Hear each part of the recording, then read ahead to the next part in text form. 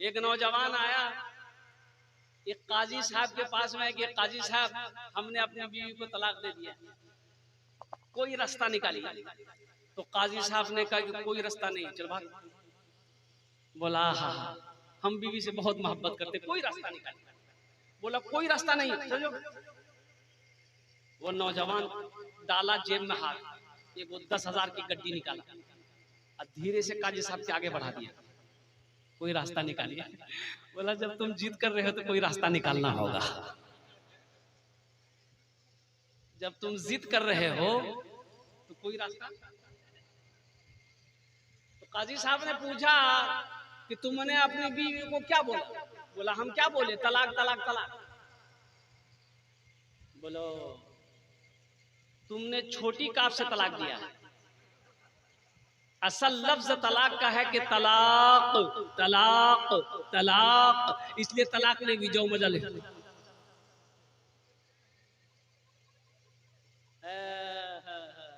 नौजवानों अच्छा बताइए गुस्ल में क्या फर्ज है? वो बताता चलो अल्हम्दुलिल्लाह। गुस्ल में क्या फर्ज है? पहला फर्ज क्या है? कुल्ली करना, कुल्ली करना। हालांकि गरगरा करने का हुक्म भी है, गरगरा करे। अब वो गरगरा कैसा होता है तो समझ, लेकिन रमजान में गरगरा करने के लिए मना किया है कि रोजे की हालत में गरगरा ना करो, रोजे की हालत में गरगरा ना करो, इसलिए कि गरगरा करोगे वो अंदर चला जाएगा पानी। अब हम बता दिए रमजानों में गड़गड़ करना और धीरे धीरे पानी अंदर करते रहना।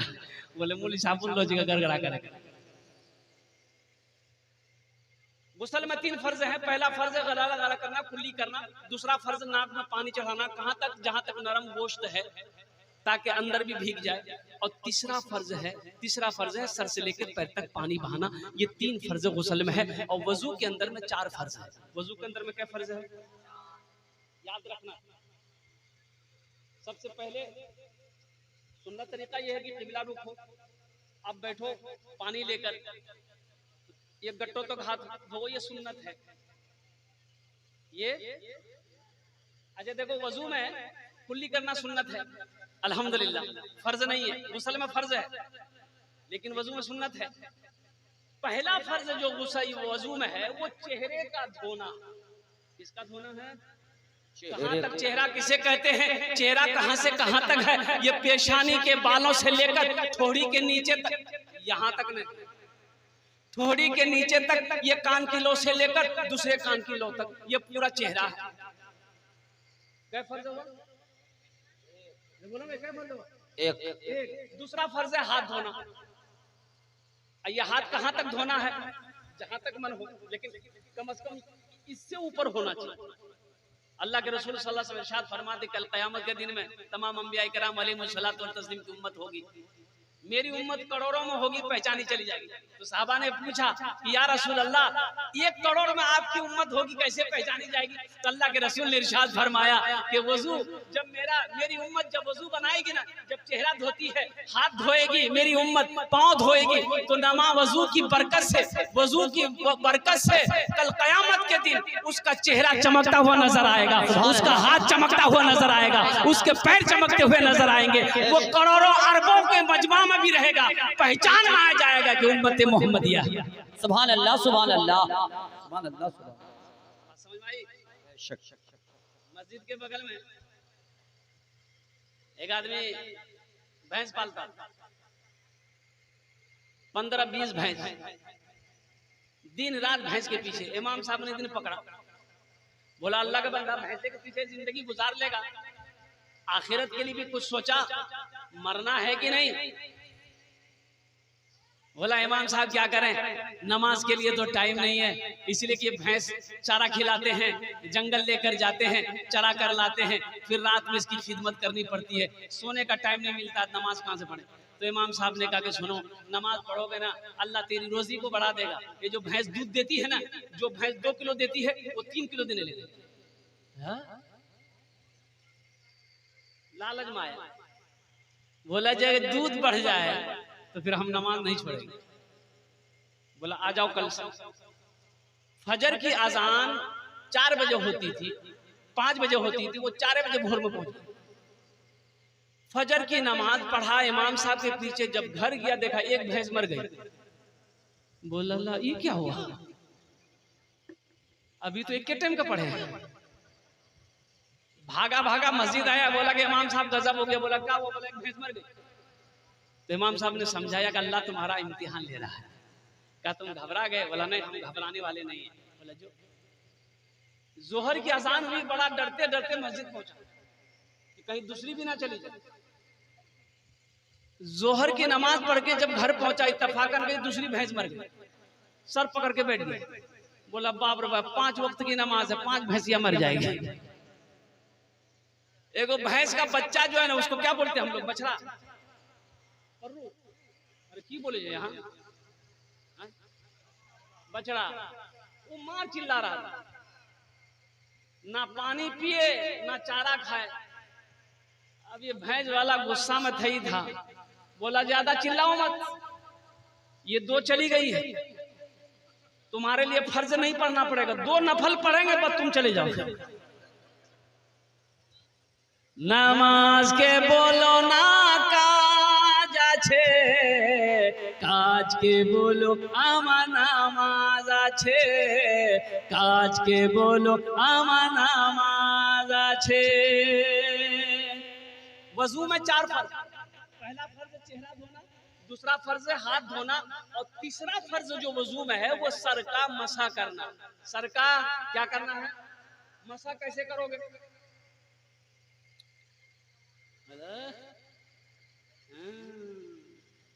कुर्बान जाओ। लड़का खपड़ी का तल्ली है, लेकिन बिहा जब करेगा पूछोगे कैसी लड़की चाहिए? एकदम खूबसूरत पहले चाहिए। अब वो खुदे खपड़ी का तल्ली है। लड़का 1 पैर का लंगड़ा है, उससे पूछिए कैसी लड़की चाहिए? बोला ब्यूटीफुल। बताइए,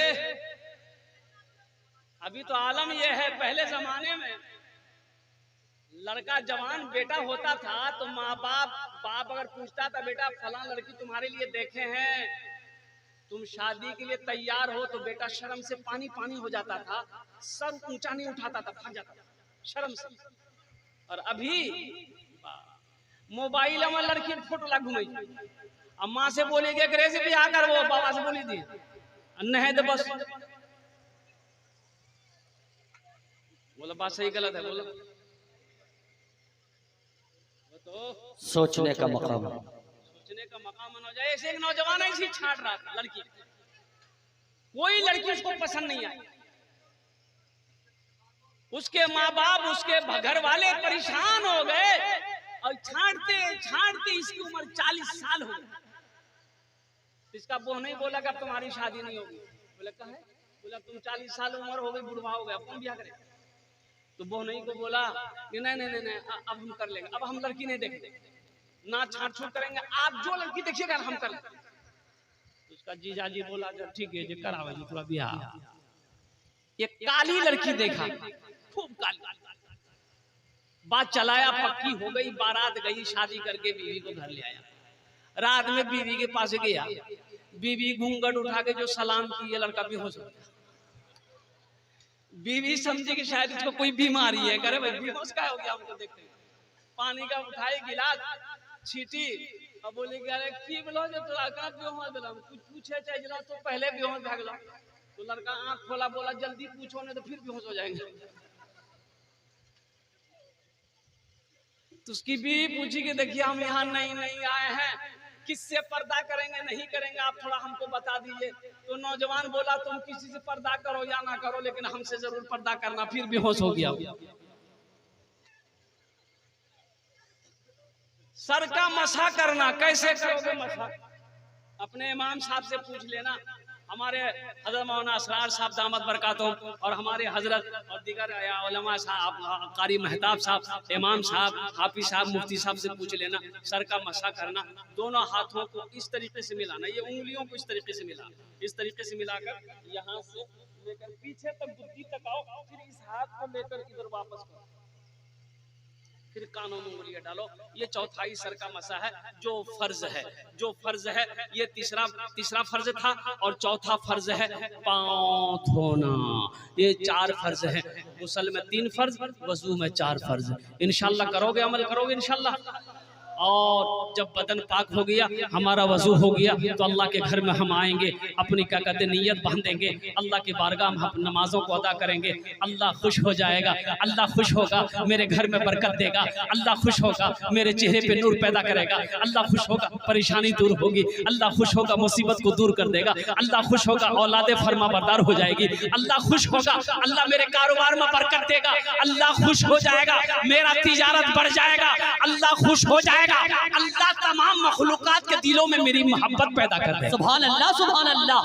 नारे तकबीर, अज़मत इस्लाम जिंदाबाद, अज़मत इस्लाम जिंदाबाद। नमाज पढ़ कर देखो,